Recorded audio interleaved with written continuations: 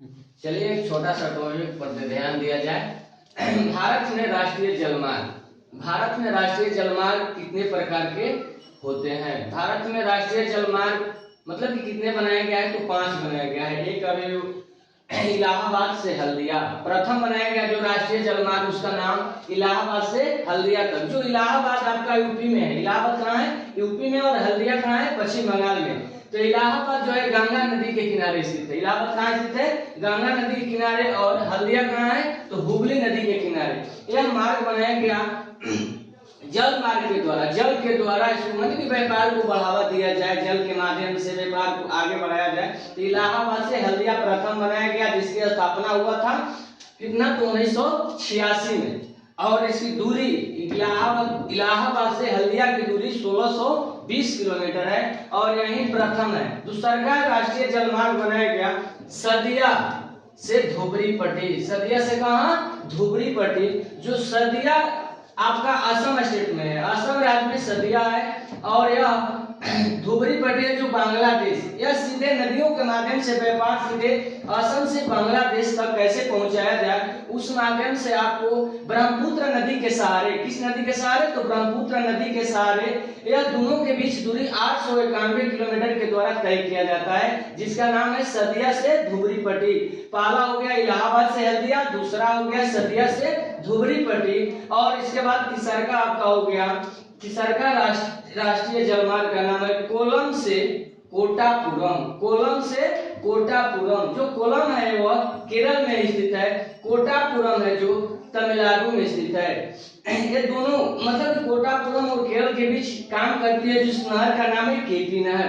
ऐसे भारत की सबसे बड़ी नहर तो इंदिरा गांधी नहर है, लेकिन केपी नहर जो है तमिलनाडु और आंध्रा या केरल के बीच कार्य करती है। केपी नहर के माध्यम से केरल और तमिलनाडु के बीच मात्र 205 किलोमीटर की दूरी तय की जाती है और इसके माध्यम से व्यापार को आगे बढ़ाने के लिए माध्यम बनाया गया तीसरा राष्ट्रीय जलमार्ग कोलम से कोटापुरम। चौथा आपका आ गया राष्ट्रीय जलमार्ग संख्या 4, राष्ट्रीय जलमार्ग संख्या 4, जहां है गोदावरी नदी और कृष्णा नदी के बीच।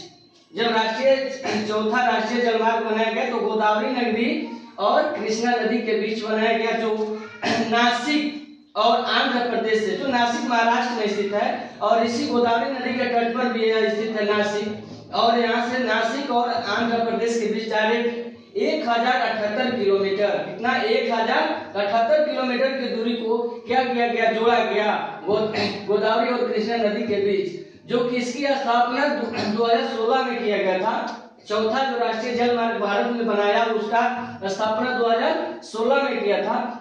इसके बाद आपका पांचवा राष्ट्रीय जलमार्ग रहा है।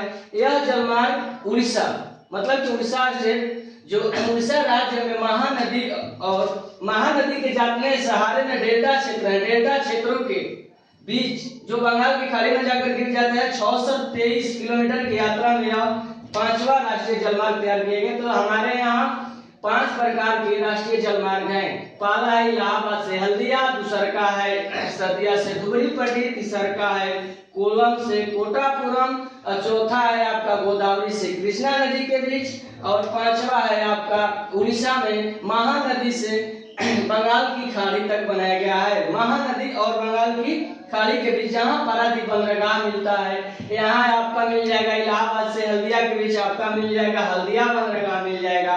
राष्ट्रीय जलमार्ग अगर हल्दिया बंदरगाह यहाँ आपको मिल जाता है गंगा नदी और हुगली नदी के बीच 1620 किलोमीटर के बाद, तो यहीं से हमारा क्या होता है? व्यापार आगे बढ़ने लगता है। यहाँ आपका ब्रह्मपुत्र नदी दूसरा हो गया सदिया से धुबरी पट्टी में, तो यहाँ आपका असम आ जाता है, असम से बांग्लादेश डायरेक्ट चला जाता है। किस नदी के माध्यम से? तो ब्रह्मपुत्र नदी के माध्यम से। और कोलम से कोटापुरम जाता है तो केरल के माध्यम से, केरल और तमिलनाडु के बीच कौन सा नहर व्यापार के माध्यम बनाती है? तो केपी नहर। इसे दक्षिण भारत का बर्किंघम भी कहा जाता है। केरल केपी नहर जो है दक्षिण भारत का बर्किंघम के नाम से जाना जाता है। इसके